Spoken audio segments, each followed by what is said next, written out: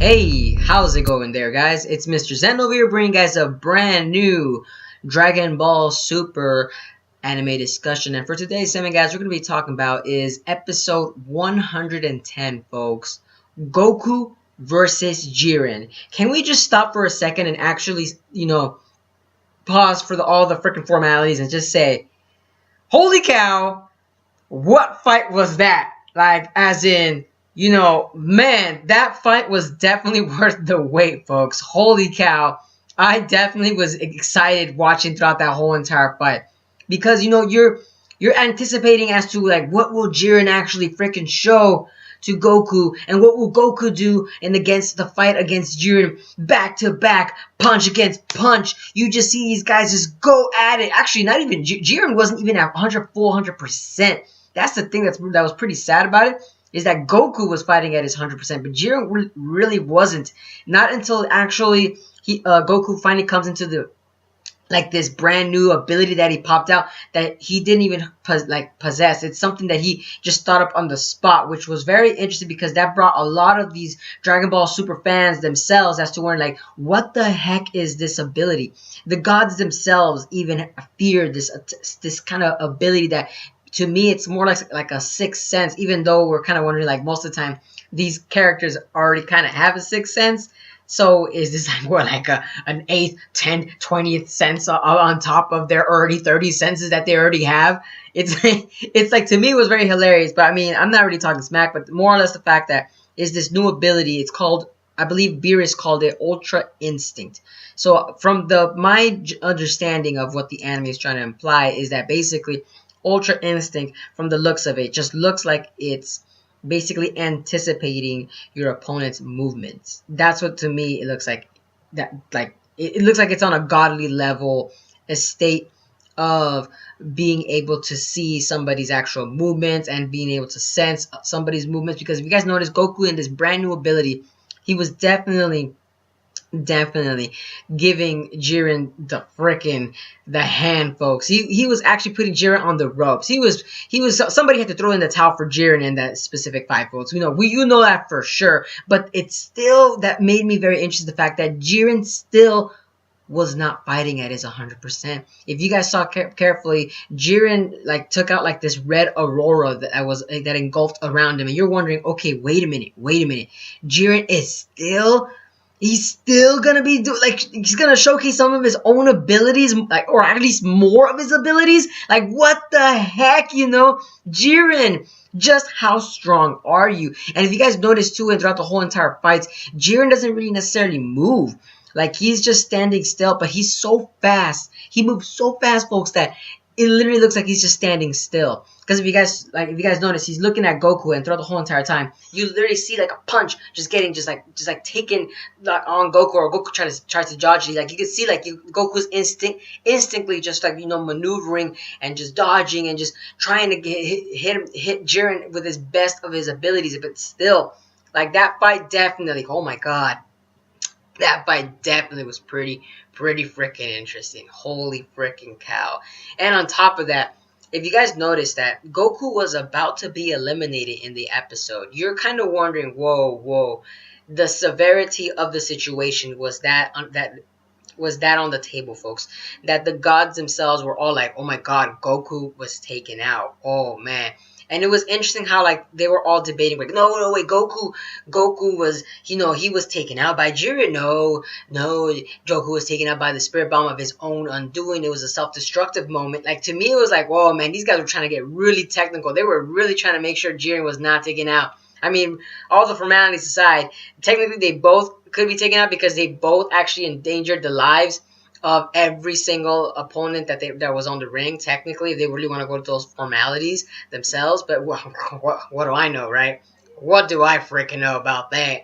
But anywho, it's very interesting at the fact that we actually saw that in the actual fight, just to show the situation and the tense moment that were involved throughout the whole entire fight. Every situation that Jiren actually finally moved was also pretty freaking heavy, folks, throughout the whole entire time. You see, Jiren never really actually speaks to when he kind of attacks, which is another very interesting aspect of his abilities too.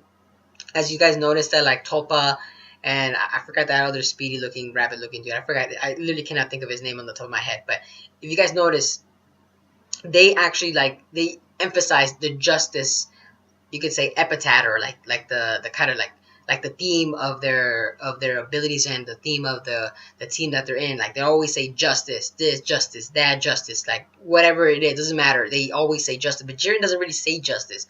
So like I said, Jiren is still not fighting at his best, which makes me wonder, like, just how strong is this freaking character? Like, holy cow, man. Holy freaking cow. Oh, man. That is just some intense footwork right there, folks. That is just intense. Oh, man. But let's also talk about something else that was involved in the fight itself, guys. And that is the last part in the actual anime part, was that when Frieza, you could kind of technically say he kidnapped Goku. Now, a lot of people are speculating that Frieza kidnapped Goku, and you see at the last bit of it, you see Frieza literally about to like one-shot Goku, because he's already like depleted down on his actual like energy. You could kind of say, I don't even know how he's still alive. To be honest, to me, throughout the whole entire, I thought the heat that Goku was taking off when he was using that Ultra Instinct form, to me, it looked like his body was actually legitly decaying away. Like his body was so hot that it looked like as if his body might have been decaying. Maybe, but to me, that's just my opinion. Because when Beer's saying that, oh wait, look at that heat, it's like, bro, like that could be his lifespan being taken away. It doesn't have to be his body decaying, but it could be just his lifespan being thrown away, because his body is just in that tense of state that it's like a high level. I don't know, but to me, that's what my understanding will be. If it's going to be that kind of a higher level power, there has to be a double-edged sword to that, using that ability of the Ultra Instinct. You can't have something so powerful not have a consequence to actually be using that ability. But like I said, what do I know? Like, they haven't really explained too much on what Ultra Instinct ability is, to how to attain it. But like, only Goku was able to use it by grabbing the Spirit Ball. It's like, wow, damn. But anywho, like I said, back to Frieza. Sorry about that. Back to freaking Frieza. My thoughts on that. My thoughts on Frieza, folks. Oh my freaking god. What the heck, I don't think Frieza's really gonna kill Goku, in all honesty, because Frieza really wants to get out of hell. So if Frieza does, like freaking make Goku swim with fishes, well, let's just say that it doesn't really benefit them too at the same time. Goku technically is one of the strongest characters in Universe 7.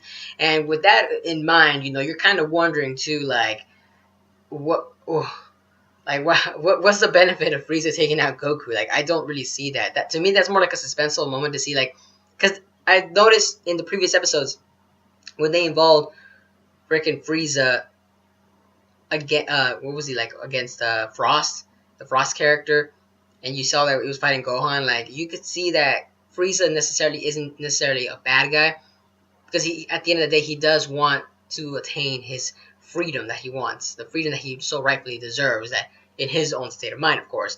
So you're kind of wondering too, like, I don't think Frieza is really out there to take Goku out. I think, in all honesty, it could be a scene in fact where Frieza might actually lend Goku his energy so he won't be taken out, so that way Goku can actually go back to fighting Jiren in a brand new form. It could be of that, or maybe Frieza is technically gonna say to Goku, like, oh, maybe, Goku, you need to, I don't know, say your prayers. Like, just say your prayers, man. This is the last time you're gonna be looking at this hand of mine. Like, maybe no, but like I said, because of the fact that, also because the way that Frieza kind of hinted, was the fact, this brings back memories back in Planet Namek. Vice versa, when Frieza, was actually, beaten, battered, and scarred, and Goku was like, oh, here's some of my energy, use this energy to run away. So technically, it's like reminiscing that kind of scene right there, which is pretty interesting how the writers did that, because, long-term Dragon Ball fans wouldn't really know. If all you people that are really new into the Dragon Ball series, you guys will know that it's basically a scene back in the original Dragon Ball, the original Dragon Ball Z universe, where, like, with Goku and Frieza, basically, when the first time they actually fully fought. Which is, like I said, it's pretty intense. It's pretty freaking intense. Now, back Now, the last topic I do want to mention, folks, because, like I said, I personally think, like, Frieza is really going to give energy. But the last topic, because we got to move on, guys. The last topic I do want to freaking mention is the fact, Hit versus Jiren, folks. Yes, yes, yes. I've been wanting to see how this is going to play out. Do you know why I'm freaking interested, folks? Also, because Jiren, he sees attacks, right? Like his eyes are like basically almost omnipotent for Pete's sakes. But Hit is able to like construct his attacks to like the time space continuum. Like he's able to hit you so many times. Like to me, it almost like as if it's almost on Hit's level.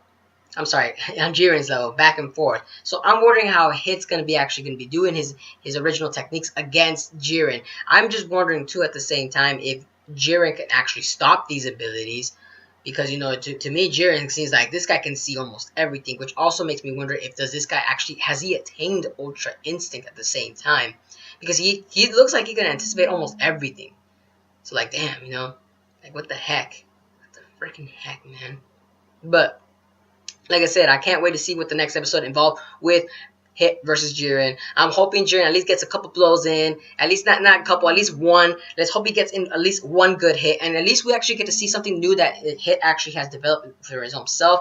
Because I personally would love to see if Hit's actually been training, or has he been actually saving something new for Goku or Jiren themselves. Because, I mean, for Pete's sakes, I mean, he is the universe's strongest character. So we want to see some good old action. And hopefully it actually spans for the whole entire 30-minute episode. Just kind of like how Goku versus Jiren kind of spanned almost 2 whole entire episodes, which was, like I said, we give props to the animators, because that every scene was actually very delicious for the eyes. Eye content. It was eye candy, folks, definitely. But let me know down in the comments below, guys, as to what are you guys' thoughts on Goku versus Jiren. Like I said, I thought the fight was superb. I actually thought it did fill in my actual thrill of shonen action going on there, but it also left me leaving me some questions and to think about as to like how do they actually gonna get Goku to attain this actual new power, this Ultra Instinct power? How is he gonna do it again? Does he have to do the Spirit Bomb and attack himself again?